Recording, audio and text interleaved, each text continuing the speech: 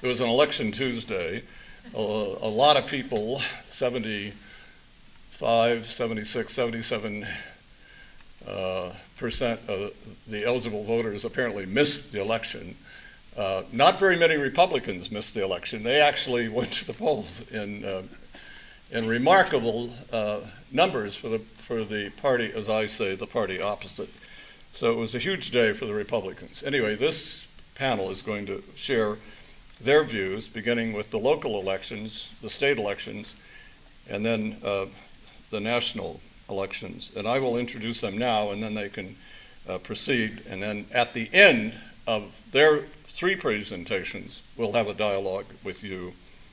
Gene Cubbison is the only political editor of a television station in the state of California.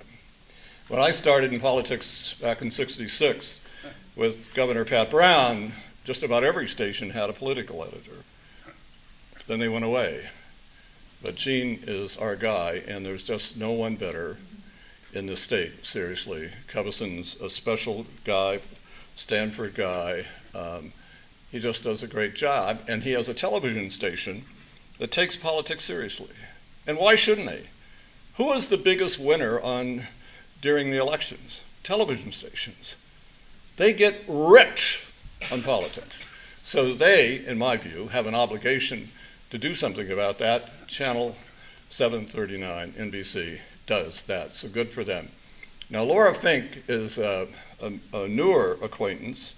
I don't know how we had missed meeting, but she's just terrific. She's a political analyst, and she's a campaign consultant. She knows a lot. She graduated from Crawford, went to Wellesley, and played volleyball at Wellesley, made a really great choice. The women of Wellesley are hugely successful, as she has become and will continue to be. So we're delighted to have her with us. And then she'll talk about the state.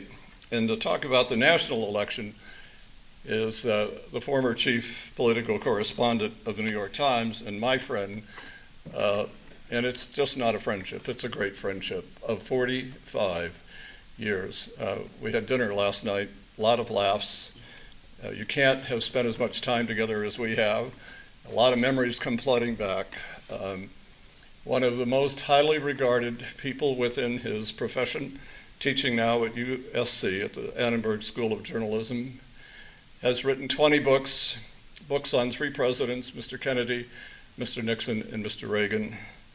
Last year he did a book on Camelot, the Kennedy years, commissioned by the John F. Kennedy Library. Fantastic, wonderful book. And he is just finishing a book that's entitled Infamy, which was about the Americans of Japanese ancestry that we imprisoned during the Second World War. So let's begin with the great Gene Cubbison.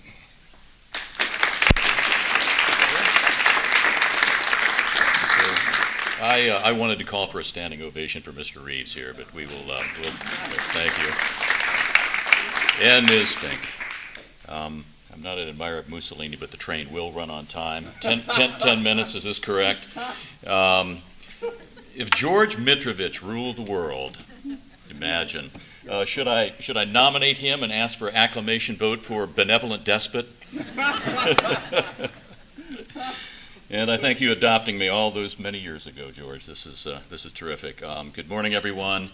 And I just got to say, I'm thrilled once again to be in the warm embrace of the City Club of San Diego and here this morning in the friendly confines of La Jolla Country Day.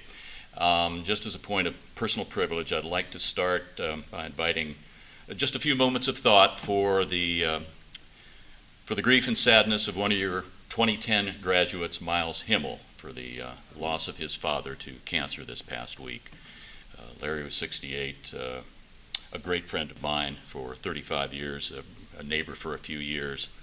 And I think this is my personal bias that we have lost a civic treasure, and I believe so many of us thought of him as a friend and a neighbor ourselves. So at any rate, without further ado, we're going to move on to the hot-tempered race in the 52nd Congressional District, a swing district that probably is fated to see these kinds of races in perpetuity. $10 to $12 million was spent. That's usually a U.S. Senate seat cost in some of the most contested states, because this was a swing district that both parties and powerful economic interests had targeted.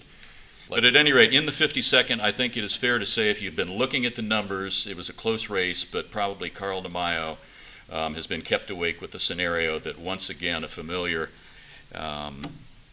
end is going to be that he was leading in the early returns, and his opponent has blown past him, as Bob Filner did in 2012. All right, let's be nonpartisan here. Nonpartisan. Stay classy, San Diego. And no, I wasn't an archetype for Ron Burgundy. I did have one of those law enforcement mustaches back then, but that was another guy, and you know who it is. At any rate, the pollsters are saying statistically it is over.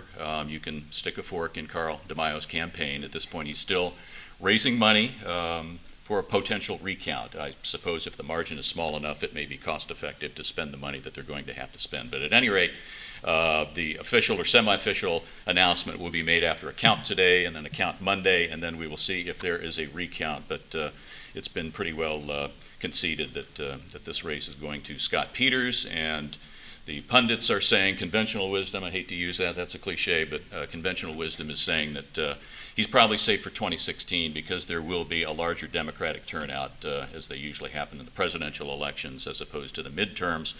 But the demographers and those who study the precincts and all the returns are saying that a great number of Republicans cross party lines to vote for Scott Peters. So you can draw the conclusions that you wish. They outperformed the Democrats at the polls, but it came up otherwise. And that's going to be something that Carl will have to consider. I'm hearing that he has told people that this is going to be his last race. He didn't say these, but we won't have him to kick around, at least as a candidate. But he's a man with great resources and intellect, and he made millions before he came here, and we should not rule out that he will make millions in some fashion otherwise. But he gave it a very good race, but a lot of strange things happened, and I think we agreed yesterday in the recording session for the show, my show, Politically Speaking, which had an early airing this morning at 6:30 and will tomorrow at 9 a.m. after in its usual slot after Meet the Press, that this was just a weird campaign, weird.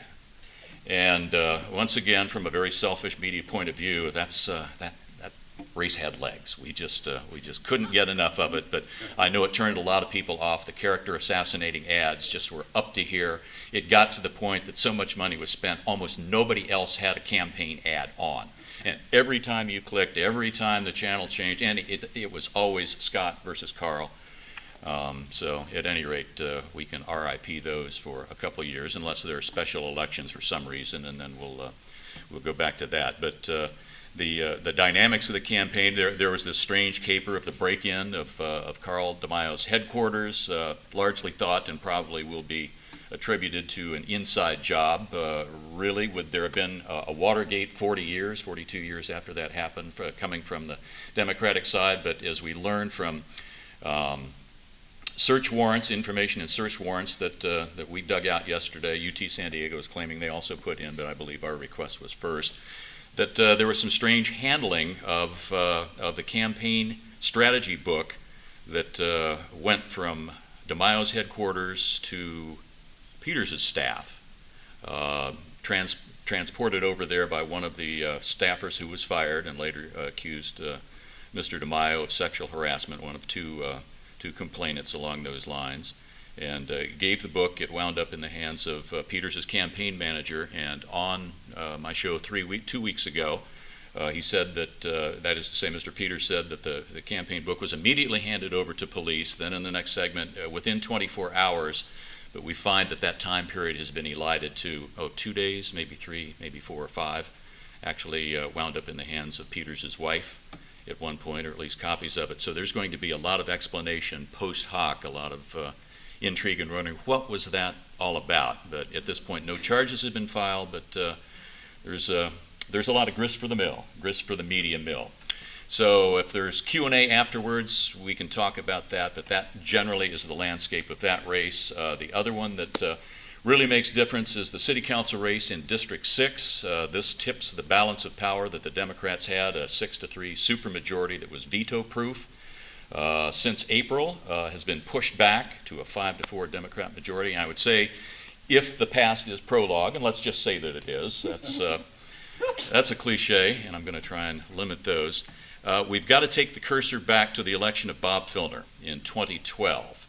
And it's my belief, and maybe I've stolen this from some other people, I can't properly attribute it, that possibly he and the Democrats began to overreach, and in their haste and in their zeal to kind of remake history, wanted to undo or at least rectify 20 years of Republican mayors.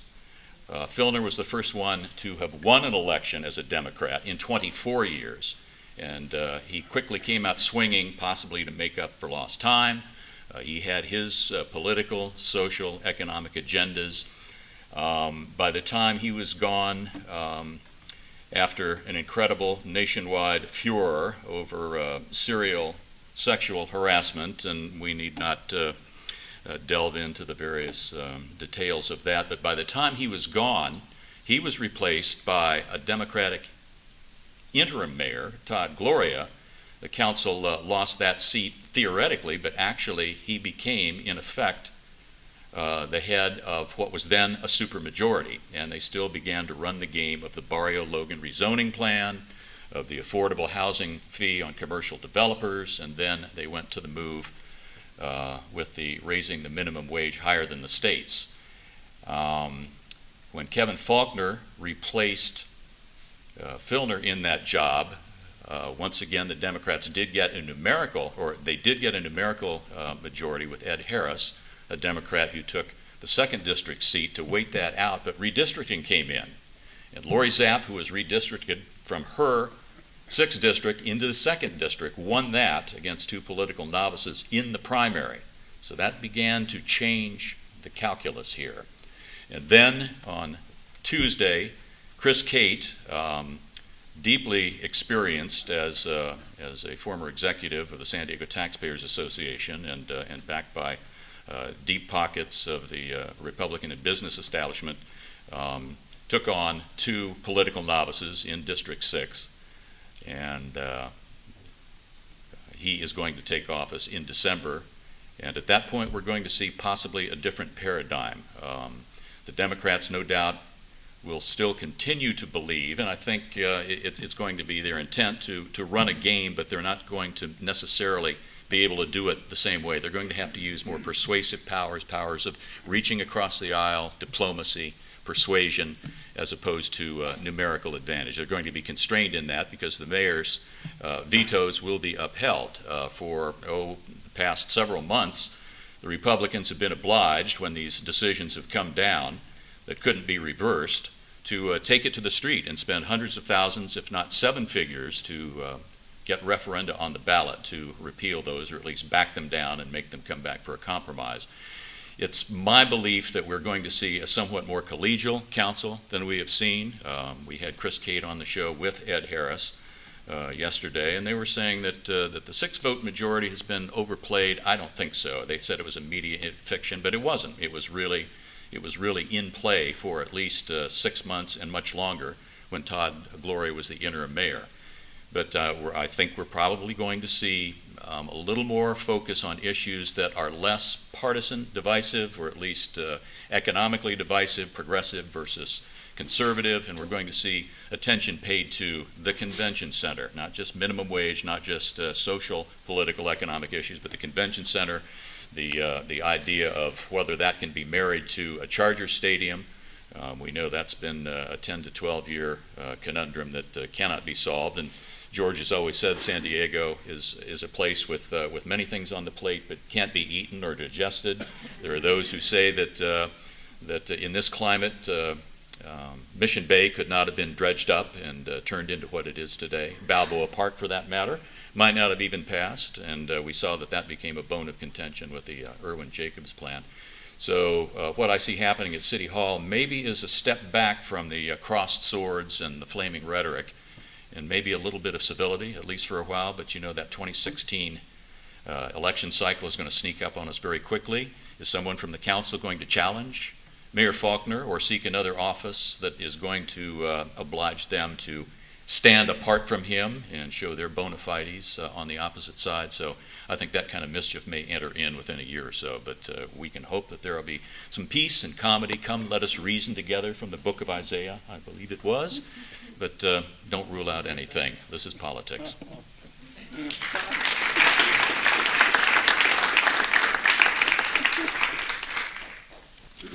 Gene, can I borrow that watch? Yes, ma'am. 10 minutes, no more. I'm afraid of the hook. 12. Well, good morning, everyone. It is such a pleasure to be here today, particularly standing alongside such a fabulous panel. I was telling my mother that I had been asked to speak today, and I told her who my co-panelists were. And so, you know, a political reporting luminary and commentator of national acclaim and an award-winning news editor and director. And she said, good luck, you're going to need it. So please forgive me as I consult notes, and I'm a little bit professorial. I've talked in front of Mr. Schulman's class a couple of times, and I always like to have my notes with me, particularly because I'm covering the state issues, which, as you know, involve a lot of propositions and a lot of details. So I will make reference there. Sort of more broadly speaking, it's very interesting because the contrast between the local elections, the national elections, really is, I think, the level of productivity. One of the things, we had record low turnout, 21%, I believe, of the eligible voters were turned out on election day in California, and it's depressingly low. That being said, they were pleased with what they saw. I mean, as opposed to the sort of the national level where we have all of this contentiousness, and certainly some of this is structural, but at the state, they're getting some things done. And that, I want to talk a little bit about Governor Brown here in his, legally final tenure as governor, and perhaps his last political office, and look at his arc, and he sort of works hand in hand with Propositions 1 and 2. So even with that very conservative electorate, low turnout electorate, we saw Governor Brown reelected with a mandate. I believe it was 59% of the vote. And that's a lot of Republicans voting for Governor Moonbeam. So you might ask yourself, how did that happen? Well, look to his change in political philosophy. I mean, perhaps not political philosophy, but governing philosophy. He has made his goal effectiveness, and he's done so quite successfully. And the latest example of that are the two propositions that passed with overwhelming margins. And that's Proposition 1, Proposition 2. And I just want to touch on them for a minute. One involves the Rainy Day Act, Proposition 2, where we actually pull aside a percentage of the general fund revenues so that we, as budgets fluctuate, we don't have the problems that we saw over the last 10 years. So that sounds like a no-brainer, but you know, it takes muscle to get that passed. And then, of course, the never-ending problem of water in California. He crafted compromises and gained support in both of these propositions, effectively teeing them up for a mandate, no matter what the electorate. And I'm just going to talk a little bit about who supported them, in case you don't know, because it's sort of, I almost want to sing Kumbaya and hold hands, because the amount of brokering that he was able to do to build these coalitions is really quite remarkable.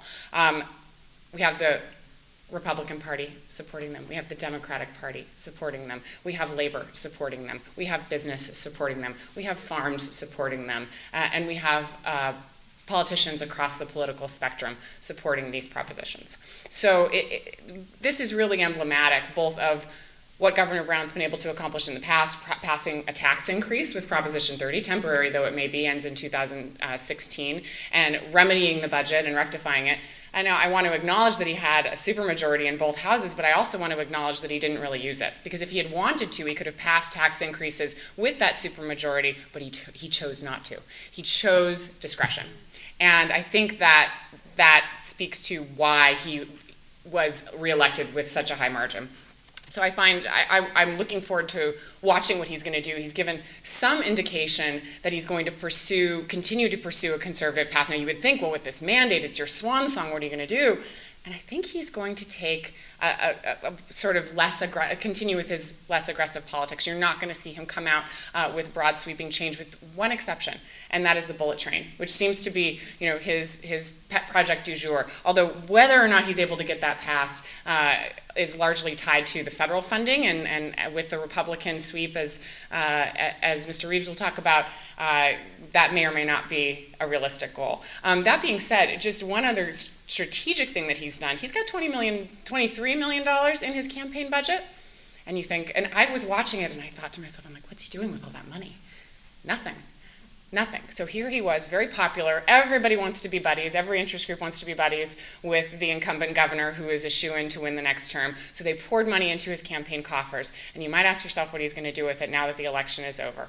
Well, it enables him to fund the ballot box in the next election. So if he has propositions that he wants to pass, he can just cut a big check and say, all right, this is my proposition, this is my next measure, and it's going to be funded, and it's going to be funded because I have the money to do it. And that, my friends, is experience talking, because this is a governor who's been through a second term before. And back during his first tenure as governor, he was hamstrung. And you might remember that Proposition 13 passed under his watch, which is beloved now. He didn't necessarily have objection to it, but could kind of, at the time, see that it really does tie the hands of our state, and you can agree or disagree with that, but certainly does limit our state budget. And he wanted to offer an alternative proposal, but he didn't have the money to do it. Well, that is not going to happen to him in his second term. Whatever legislative priorities he chooses to enact, and it looks like continued fiscal stability, is one of them. So that I found fascinating, just sort of looking ahead. What's Jerry Brown going to do? Because he certainly has come a long way from his governance in the past. And I'll sort of run down the other races because some of them are a little bit more interesting than others. Obviously, the Democrats swept the statewide offices, and I don't really think we need to delve too deeply into any of those because they were just simply not confronted with opponents that were able to make a case even in this low turnout year, and that's a sign of where California is certainly going. But there was one exception, and that's the superintendent of public instruction. We see battles on the education front in Wisconsin, in other states nationally, where the teachers are pitted against the reform groups, and there's some disagreement about education policy, but we haven't really seen that come to our doorstep. Certainly discussions about charter schools, other things. Well, we saw that come to a head in what is normally not a particularly high-profile race, the superintendent of public instruction, with Tom Torlakson, who is more of a traditional candidate supported by CTA, and then now I'm forgetting his name. Marshall Tuck, thank you.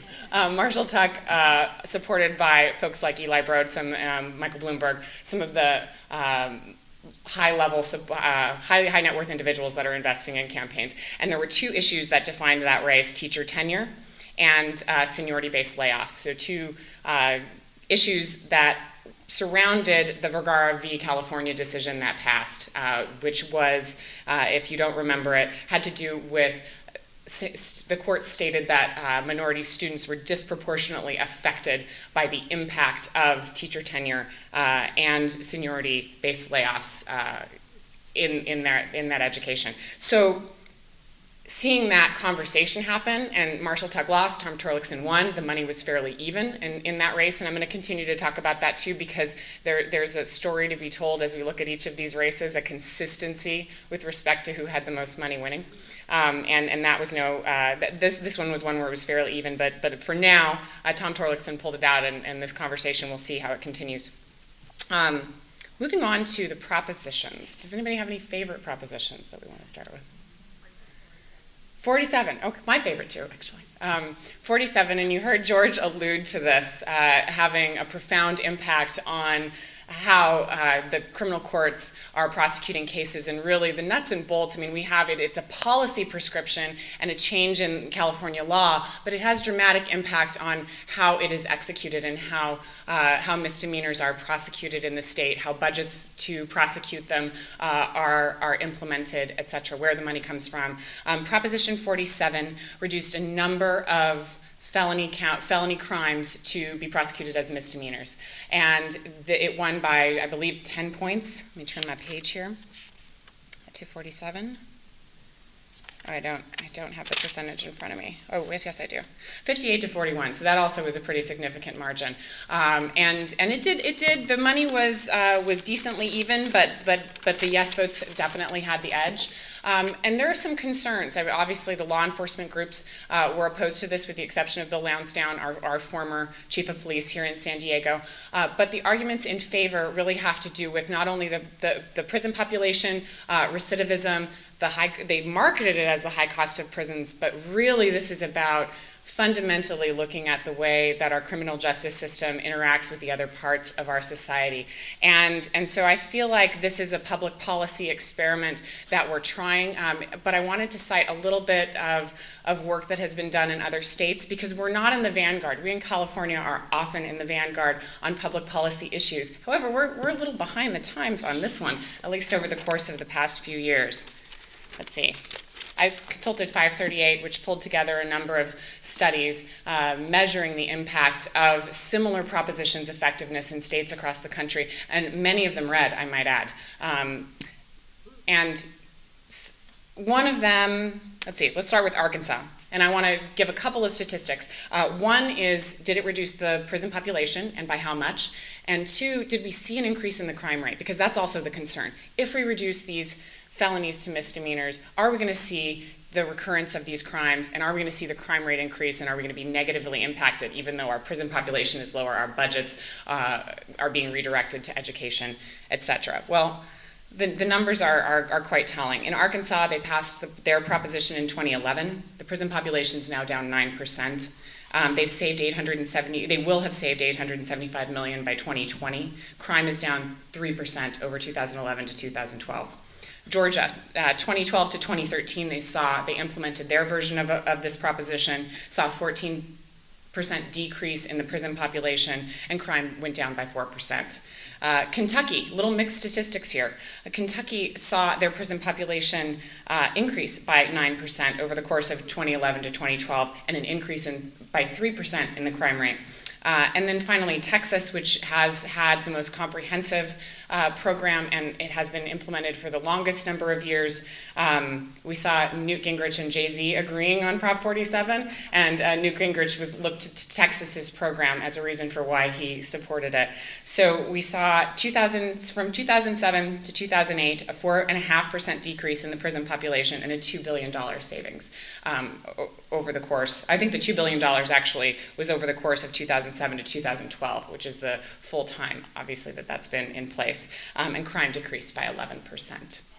So there's no question that there are some statistics that support this type of public policy working, but the devil, as always, to use my own turn of phrase, is obviously in the details. Right now, the city attorneys also, as George mentioned, are responsible for prosecuting misdemeanors. Where are they going to get the money? Right now, they're begging and borrowing and stealing. So right now, they used to obviously be prosecuted through the district attorney's office. So in our case, our city attorney is politely asking for funding from our district attorney, knowing that their workload is going to decrease, his is going to increase. But as we've talked about, our city budget, where the city attorney's funds normally come from, money is really tight. We're not paying our police enough. We have a huge infrastructure backlog, over $1 billion. We're cash strapped in the city of San Diego, and the same is true for many other cities. So where the money is going to come from is also a very interesting proposition. So lots to discuss there. My hope is that ultimately we're going to study this, and we're going to see how it affects recidivism, how it affects the crime rate, how we can go about making smart public policy, because I think, in my opinion, it's a step in the right direction, because we need to do something given the fact that we have built so many prisons over the course of the last 30 years, that we have lawsuits pending against the state that impact our budget because we cannot properly care for the number of prisoners that we see. But we also have to be smart in measuring how we go about doing that. So I'm biased because I'm a consultant, as you know, and the two gentlemen are reporters, so you're going to hear a little bit of opinion here and there, if you'll forgive me. Any other propositions you guys want to talk about? Because we'll do it later. Am I out of time, George? Okay, I've talked too long. Thank you all so much.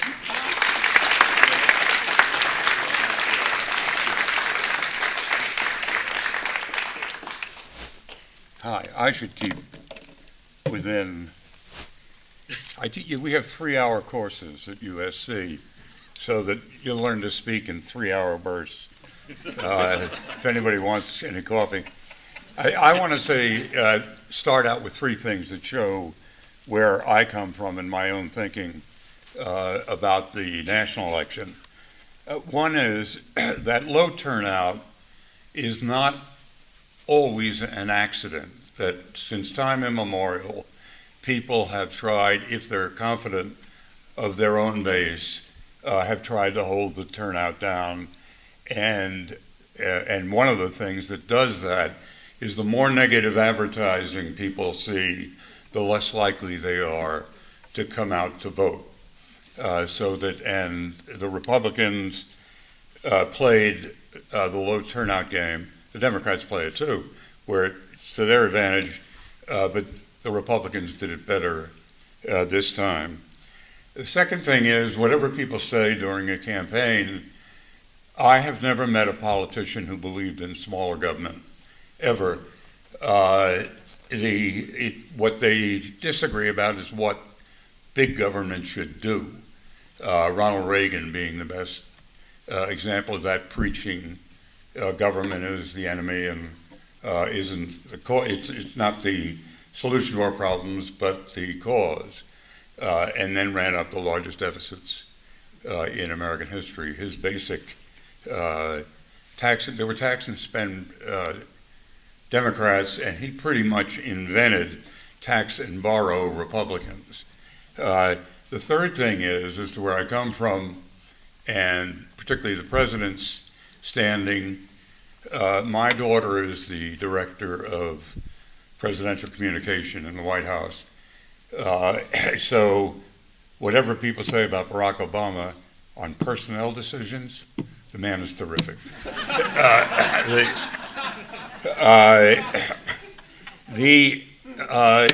Partly the way this election turned out, we don't all agree on this, but I personally think it was a mistake for Obama to stay away from the election, and for people who disinvited him to their states, Mark Udall in Colorado.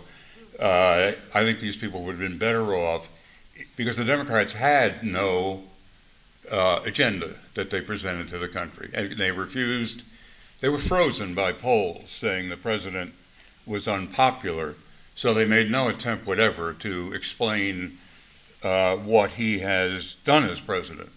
The economy is better, although many people in the middle class have seen none of it, as wages don't go up.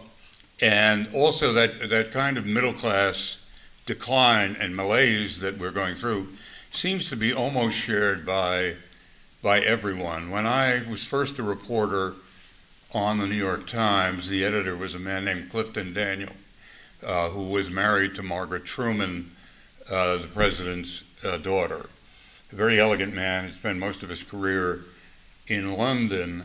And when John Lindsay was mayor of New York and I was City Hall bureau chief, I wrote what they call a Q-head in the Times, a news analysis, saying that Lindsay, who was elected by middle-class Republicans, mainly Italian and Irish, who were Republicans. Italians tend to be Republicans in New York because of Fiorello LaGuardia, and that still holds true. At any rate, when I was out scouting the election, it was clear to me that these people had turned totally on Lindsay because they felt he was governing for the rich, he looked like one of them, and for poor people, and the middle class was being left out. This is what I wrote in the thing. There was an argument at the news meeting about is that really the case, or why did we hire this idiot? And finally, Clifton Daniel cut it off. The son-in-law of the president, rich man, editor of the New York Times, saying, I don't believe this. He said, I'm middle class and I don't hate John Lindsay. Within within this week, I was in New York, and with a bunch of friends, including people, very prosperous lawyers, a vice president of Goldman Sachs, and the vice president, and everybody was arguing, this is at 1085 Park Avenue. We're sitting, not a bad address. And the vice president of Goldman Sachs said, that he was a Republican and disliked Obama intensely. But he said, look what it's doing to, what's happening to middle-class people like me. They're going to raise the Metro cards for the bus by 30 cents. So we're all middle class in this country, but only the real middle class is getting screwed. I think that the president has improved the economy, but he couldn't, or somebody can, for the middle class. Healthcare, which dominated our lives, the only country in the world where healthcare is tied to your employment rather than a single payer or a government doing it, so that we're often frozen in what decisions we have. I went into teaching for the health plan because I had worked for myself for years, and you've got to attach yourself at some point to an institution, and teaching seemed to be, I thought, the easiest. I found out I was wrong about that, and then I won't waste a lot of time talking about that. His policy in foreign affairs and in the wars we fight continually, although the last time we declared war was on December 7th, 1941, because the Congress doesn't like to vote on wars. Maybe they have a sense that they always are going to bad, and they are, and that we couldn't win in Iraq, we couldn't win in Afghanistan. And I remember the first time I was in Vietnam and came out of Tan Son Nhut Airport, and there were, I got to the main intersection, there was hundreds, maybe thousands of people on bicycles, all dressed alike, and to us, all looking alike.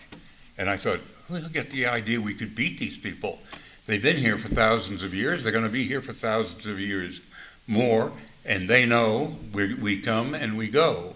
And I think that Obama has been right, and the Democrats should have pushed the issue to the old George Kennan idea of containment in the Middle East. Of course, we can't win there. Everything we did in Iraq was a total waste, as most of what we did in Vietnam was. I don't know if he's going to have the guts, because war always goes well in early polls. Yeah, we'll show them. Boy, you see when we get there, the Yanks are coming, but the Yanks are going too. And I think he's aware of that. Whether he can hold up to the political pressure to do something, say in Syria, or do more to ISIS than we are already, and we can bomb forever, but that doesn't control anything. Those people are still going to be there, and with each bomb they'll probably be a little angrier at it. So, and I say that obviously I think well of Obama, but he may not be suited to be president. My own feeling is that he's too thoughtful to be president. There you have a kind of spectrum of politicians, from Obama to, say, John McCain, Newcomb, or Harry Truman, who operate out of instinct rather than out of intellect. So that his timing, seems to me, is often off because he thinks too much before he does things.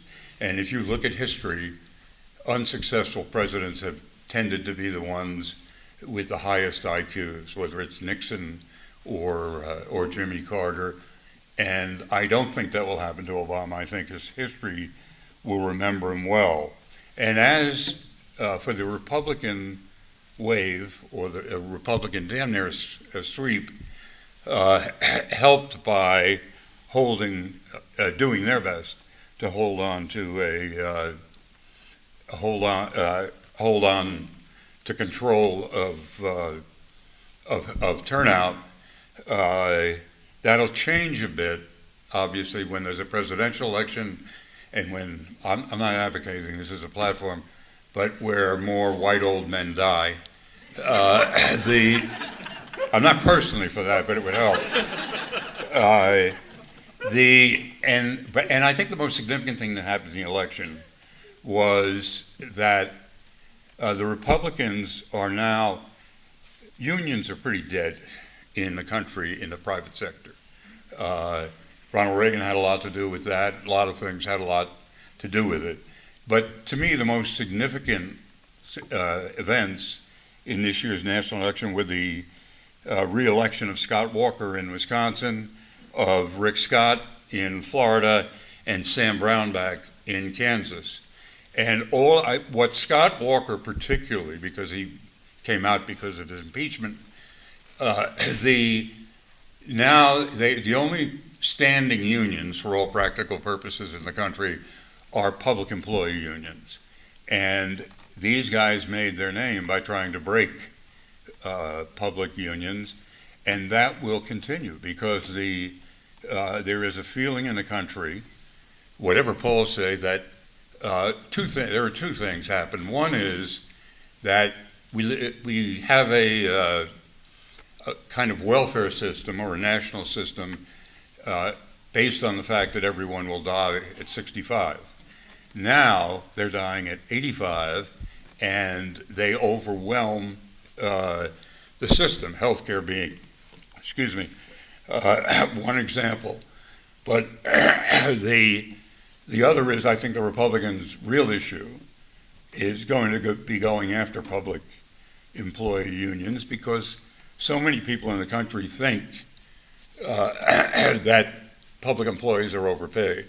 So this constant attack on government, even as you're increasing its size, has a real political bite to people who think that public employees are all leaving with pensions of $100,000 a year and whatnot. And I think that's what we'll see in this Republican cycle, which, God willing, will end in 2 years. Thank you.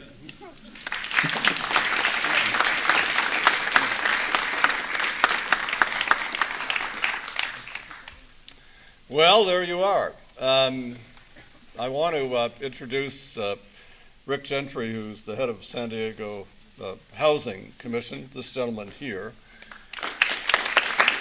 And the immortal Dick Enberg is here. There he is.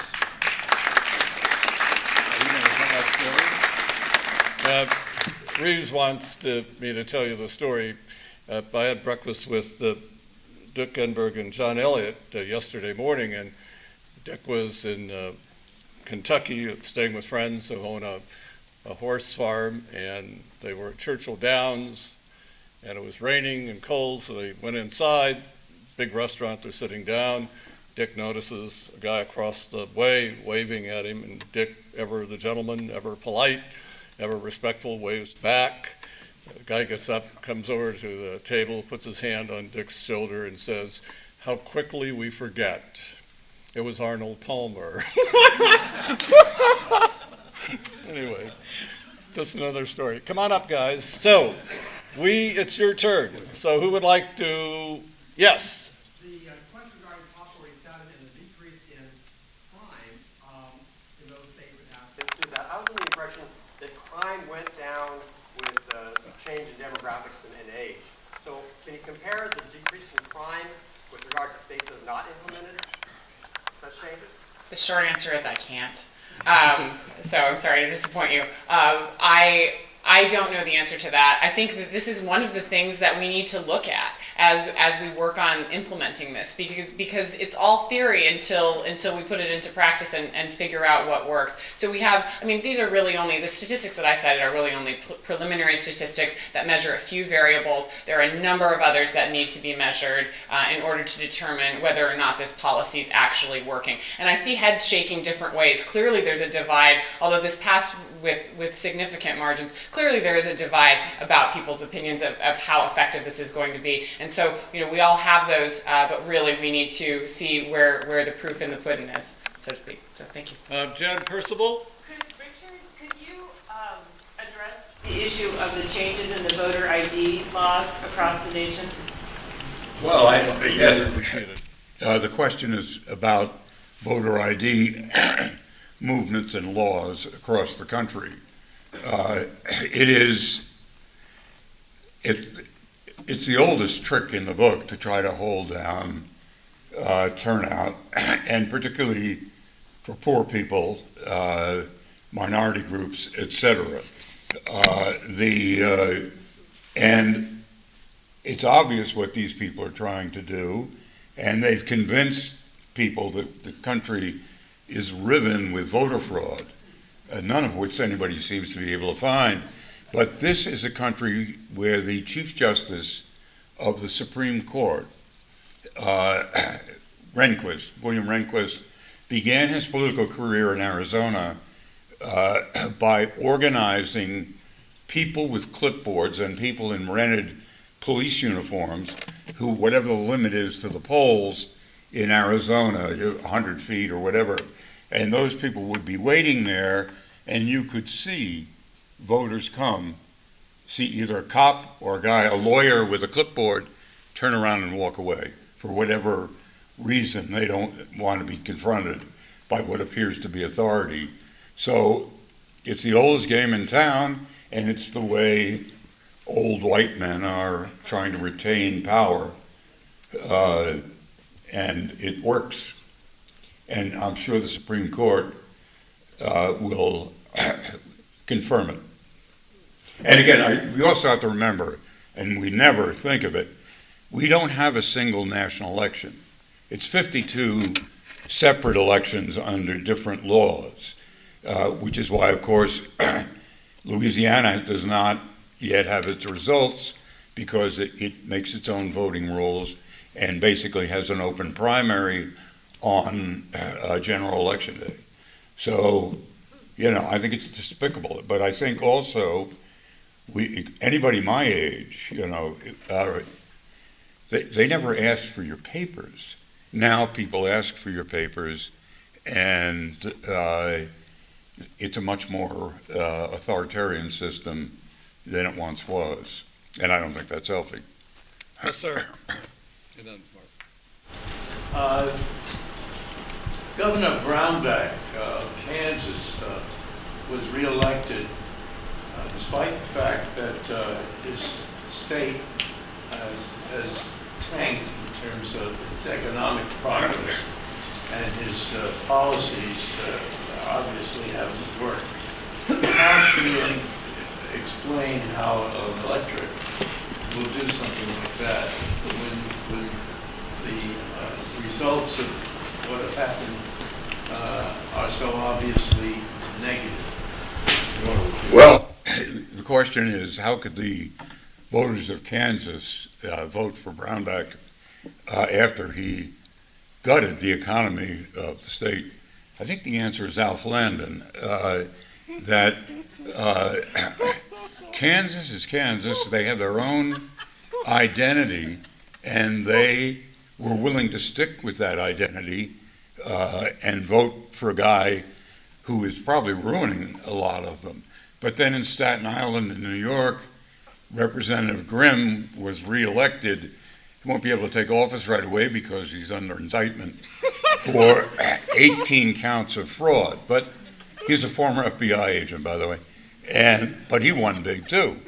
And voters have many have, everybody talks about the independents and 40% and this and that, but the fact of the matter is that at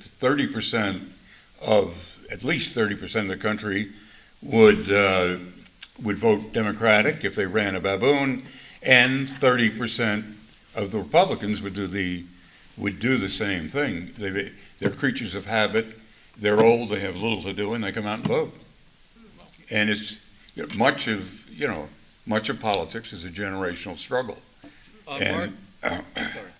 Mark Dillon, and then Sean, and then over here. Yeah, there's been challenges to the legislative process locally by ballot measures challenging Mario Logan, the minimum wage.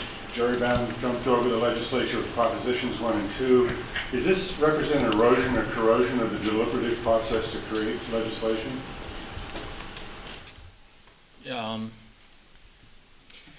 Well, those are very loaded words. I could say yes and no, but maybe I'll say yes and yes. There's the idea is of checks and balances, and built into the system. You go back to 1909 and the movement in the Roosevelt era, Teddy Roosevelt, the original era, Hiram Johnson in California, the Republican reformist, pushed through the idea that we need to control the railroads, we need to control all the various economic forces that are trying to create cartels and corner markets. And so you had the right of referendum, recall, and initiative. And I think people do not like what they're seeing come out of or get gridlocked in the systems of the legislature. They don't trust the legislatures because they're so much creatures of the lobbyists and special interests, and so they are taking it to the street, essentially. What you're seeing is street theater, and you're seeing street power going on. That too is expensive, but it's the way that you overcome the establishment. Now, back in the 60s, 70s, the era that I grew up in, and Paul Kruger remembers so well, I'm calling you out, sir. But you'll remember the idea was fight the system, and the tools were very hard. The system is protected by guns and lawyers and money, and essentially what you've got to do is overcome that through peaceful means by taking it to the ballot box. And that's what we're seeing. Is it corrosion? Is it a corruption? I don't know. Checks and balances are built in to the system. I think the framers of the Constitution and the early ideas of representative democracy and states' rights is that you make change very, very difficult, and it's got to be from a point of view of almost consensus, almost supermajorities, which shouldn't be that way, but minorities do not like tyrannies of the majorities and vice versa. So the more consensus that you get, the more kumbaya you get, those changes go through. And those are the ones that get the high percentage of margins in victory. But this is a system of checks and balances, and when they get out of whack, voters will attack it by any means necessary, possible, and available. That's my analysis. Sean Van Diver? Which is why they shouldn't have done. Question. For those of you that have cell phones and Twitter, feel free to pull out your phones and follow George's City Club on Twitter at CityClubSD or hashtag CityClubSD. So I actually kind of have two short questions, one for Gene. Why does it matter? Why does the playbook that wasn't really a playbook, or whatever, why does that matter at this point? And then over here to Richard, Senator Tim Kaine is working. You mentioned the authorizing use of military force with regard to ISIS and other issues. Right. Senator Tim Kaine is working on changing the way that we do that, and he wants to require that lawmakers take a stand, and require that they come back and vote within like a 5-day period if something like this is going on. What are your thoughts on that? Why don't you start first? My thought is we should reintroduce the draft, and we wouldn't have these wars. And it was Richard Nixon's dirtiest trick that he left us with, was eliminating the draft to stop the riots, anti-war protests during Vietnam. And war is now like the NFL. I mean, if you choose to tune in, you can watch these guys and say, well, they're pros, no wonder they have concussions. So that would be, however far Kaine goes, and his thing will not work. I think I mentioned the thing. They don't want to vote on wars. They want to criticize the president on a war and say, out of a bit of guilt, thank you for your service.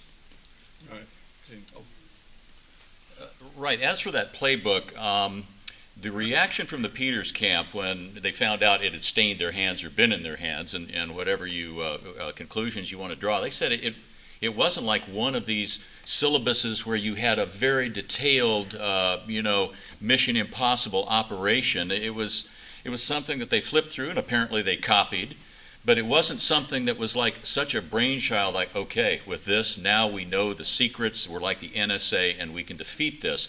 However, I did see last night some Twitter arguments over this once the news started coming out, saying, well, this gave the Peters camp a roadmap, or at least an idea of how to attack the other base, if possible, to draw votes away. So I don't know the extent to which this playbook meant some sort of genius brainstorm. On the DeMaio side, to the extent that it was derided as not that really helpful. It was, this curious thing, and eventually we dealt it out to the cops. We told them about it within 24 hours. I don't know. I mean, we can kick this around for long after the election results are A, accepted, or B, recounted, or whatever, but it's, like I say, it's content for our purposes, and believe me, we'll get to the bottom of it. We will get to the bottom of it. Stepping in for George. Other questions? Yes, sir. For Mr. Reeves, I'd be curious your view on the Supreme Court. There are some older Supreme Court justices right now, and it's possible that one will come up to be replaced in the next 2 years. Given the Republican Senate and the difficult environment in Washington between the Republicans and Obama, how do you see them reaching a compromise on a Supreme Court justice? The question is about appointment of Supreme Court justices. Unfortunately, and the Republicans figured this out, Roosevelt had figured it out before, the young justices are the conservatives, and the older justices are most likely to leave, and if they leave, or in one way or another, within this 2-year period, Obama is going to have a real difficult time replacing them with anyone, say, to the left of Mitt Romney, who I think, by the way, will be the Republican nominee. But no, I think he's in a terrible situation there because it's going to be Ginsburg or Breyer are the most likely to be gone, and the Senate will be in a position to try to block it. And I mean, there'll be a very clever calculation, like the lady from New York, the fact that she's a woman, the fact that she's black, and has done a lot of prosecuting, that he's going to nominate for Attorney General, is a hope that failed in this election. That is, that you can get enough constituencies added up that it will be impossible for some Republicans to vote against the nominee. But I think they'll vote against it anyway, unless Learned Hand or Brandeis comes back to life. It's going to be extremely difficult to find a person who has the capability of picking off small constituencies to add up to a majority, with the Democrats giving them a majority for the day. Oh, let me pull a George here and interject a question for you. Okay. You mentioned that you think that Mitt Romney will be the nominee for the Republican Party. Can you elaborate on that? He being a right. local La Jolla. Yes, I know, but he didn't get his garage, did he? No. If he had been elected, he would have. I think the way that the Republican nominee, the Republicans are riding high, and they still somehow feel that the Democrats and Obama stole the 2012 election. They were very, very confident that Romney would win, and of course, he may have lost by moving too quickly to the right, but I think their nominee, he will be their nominee, and the major opposition will be Rand Paul, I think. And you can see Rand Paul moving hourly to the center so that he can run for president without quoting Ayn Rand. And I think on the other side, it will be either Hillary or Jeb Bush. And I have a feeling, I mean, people are building up a Bush campaign, but I haven't seen a lot of evidence that he's part of that buildup. But yet the Republicans learned a really good lesson and paid attention to it in 2012. I mean, the party establishment drove out the Looney Tunes. People like Sharon Angle, who ran for the Senate in 2 years ago, they didn't. The party had enough force, enough money to push out extreme candidates and get people who at least looked moderate. And but that's they've got to have a candidate that looks moderate, and I think that Romney and Bush are the ones who fill that bill. It's not going to be some lunatic like Ted Cruz, or the party is hungry. They want to win. I want to ask Laura if you would give us a kind of a brief overview of how you think our new mayor is doing. It's a loaded question for the Democratic political consultant. I think that Kevin Faulconer is doing a pretty good job. I will say that. But what interests me the most, I mean, I tend to see things through a political lens or a sports lens, or sometimes both. My political lens says the reason I'm pleased with him, there's a reason for that I can even say with grudging respect. I think he's doing a good job, and it's because he is creating his path to the 2016 election, and he's trying to do a couple of things. He's trying to just take potential opponents off the table. He doesn't want competition, and he wants to really create a reputation and a record of being a moderate. And we saw that with the Climate Action Plan. All of the enviros, I said, well, does it really have teeth? It has teeth. So he's taken that issue off the table and done something incredibly progressive there. Now that's not to say that he doesn't stick to his conservative guns. I think you saw that on the minimum wage with his refusal to support the minimum wage. I think that gels with his conservative base and also with the business interests that were dead set against that. So it's going to be interesting to watch him to see which issues he picks to moderate his political reputation and which issues he stands firm on, as he really is the standard bearer for the future of the Republican Party in California in many, many ways. As a mayor of a large city, as someone who has expressed his views as being pro-choice, as someone who claims to be pro-environment and has done some good work in that regard. I mean, he's doing a very good job so far, and we'll see how this changes with now that he doesn't have to negotiate very much with the council to prepare his way for 2016. So, Mr. Cubbison? What she said. I would add this: he has surrounded himself with some very interesting, good people who are very savvy and understand message. Craig Gustafson from the UT San Diego is on his staff, and others that really have a good rapport with the media, but also understand the news cycles, understand the nuances between the various broadcast platforms, social media platforms. They are on target, on message, on budget, on task. And they keep him rolling. Filner, if you recall, Mayor Filner had good people on the staff that he ignored, berated, and misused and abused, and as a result did not have what you would say was really an effective press, communications, messaging, and in fact he drove out his communications director at the point of harassment. And at any rate, Faulconer is 180 degrees and a million miles off of that planet, and doing the things that he understands kind of maintains that sort of back and forth through the media with the public, and he's always out, always approachable.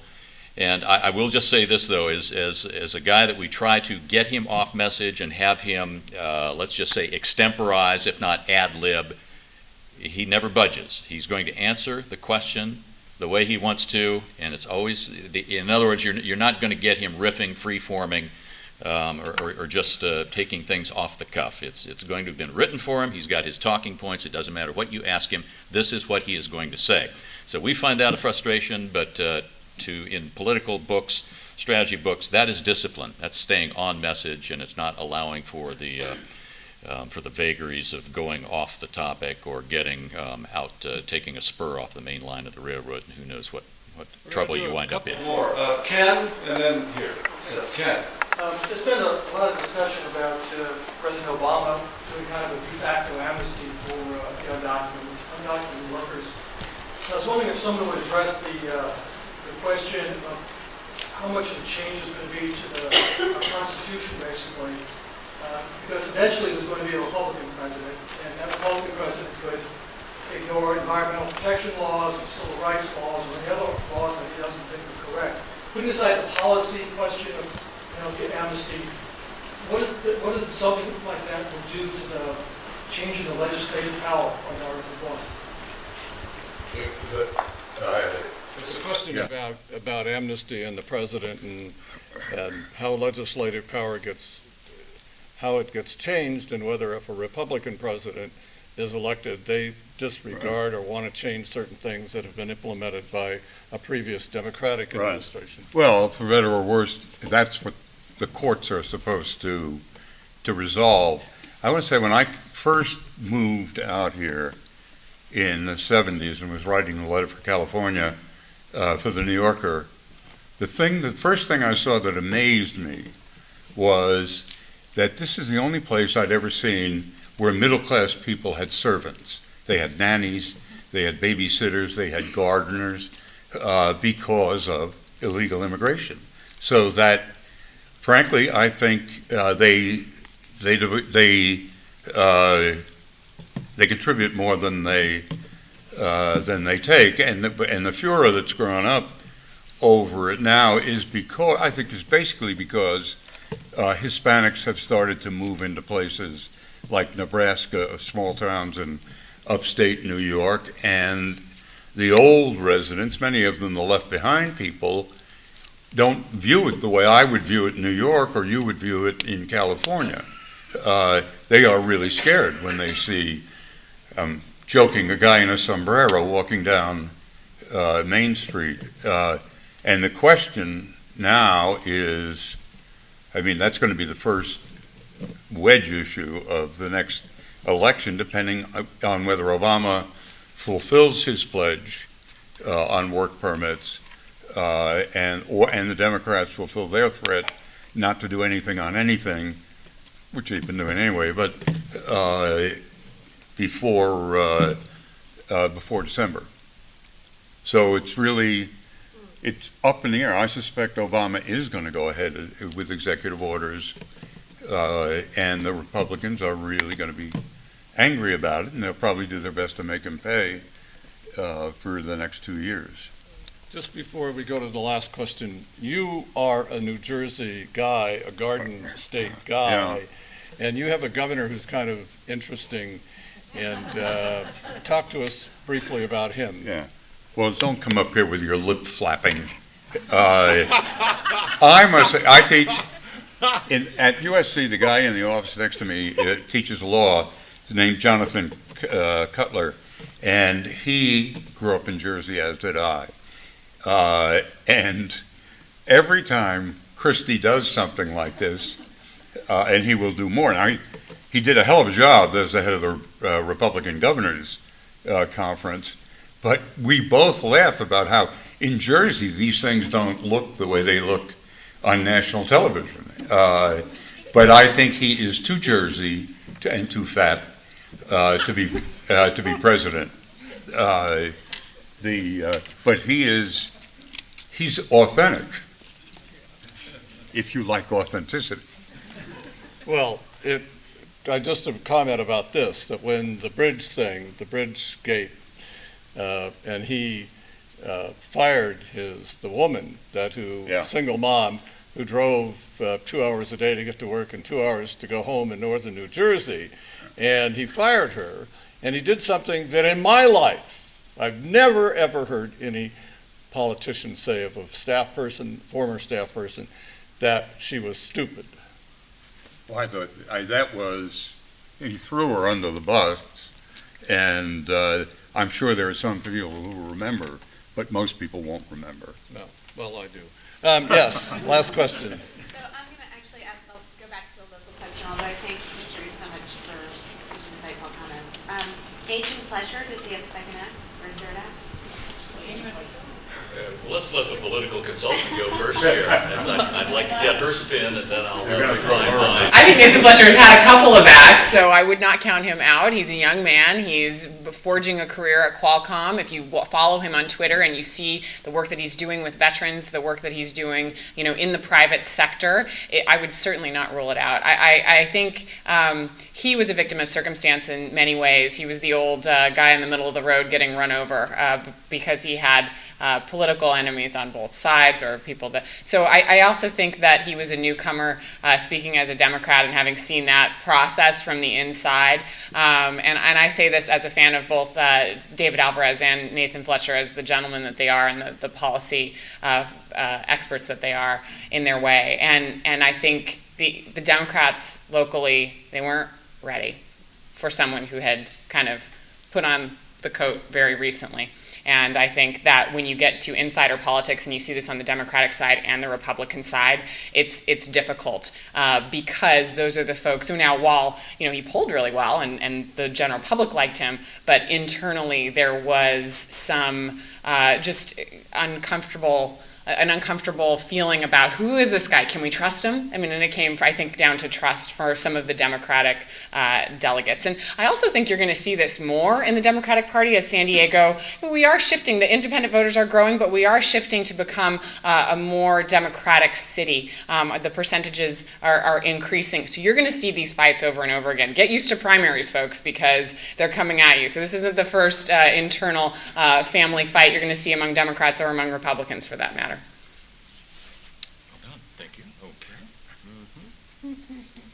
All right, that was helpful. That was helpful. This phrase came to mind, and it may be grandiose, but he, in some ways, may have been a prophet without honor in his own land and time. The time was not right. You don't sell a wine before its time. He's still early mid-30ish, something along those lines. Correct. He did change his spots a little early, but I think he's going to mature as those wines happen. The ideology, the philosophy, the appeal is going to crystallize. I wouldn't rule it out, but he's probably going to find the private sector and academics a lot more appealing, financially secure, and less of a hassle than the meat grinder of politics that everybody puts their hands into, and the need to raise money, and the need to campaign, and the need to deal with lobbyists. That may ultimately turn him off. I could see him just walking away saying, hey, I tried that for a while, got my you-know-what kicked, and I have learned my lesson, and why bother? But if he has those statesman-like attitudes that I heard, and the idea that, come, let us reason together. And this is, yes, it's becoming more blue state or purple. What we're finding in San Diego is even the Republicans here, they like it moderate, and it may be the type of moderate that Pete Wilson was when he was mayor before he had to move hard right and become a senator and a governor. It may be in that mold where he can govern and actually be an environmentalist. And you go, okay, he's got some Republican strains, some Democrat strains. Wow. You row from the middle, you don't go in circles, and you don't go down the river over the cliff or hit a bank. It may be that he is going to find that combination in about 5 or 10 years if he goes for politics. Because I remember Pete Wilson, before he went right, he tied up 5,000 acres in the Tijuana River Valley and put an end to what was going to be a big Mission Valley plan. And he put 5,000 acres up in North City West, which became Carmel Valley, into a lockbox for 20 years, and it's just coming out and it's just urbanizing there. Those are very moderate, environmental, almost progressive attitudes. So there may be room for this as San Diego matures and becomes a lot more purple. That's my analysis. Gene earlier quoted from the book of Isaiah, so you didn't hear Richard's comment to me, which was, you wrote that, didn't you? But I just want to clarify, no, Richard, I didn't write the book of Isaiah, but I did assist in editing it.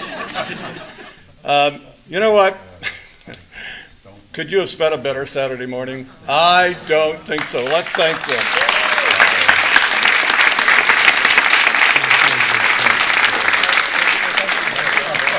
And the great lesson for the young people here is, you know what? Politics can be fun. Government can be fun, except when it's not. Have a great Saturday. See you.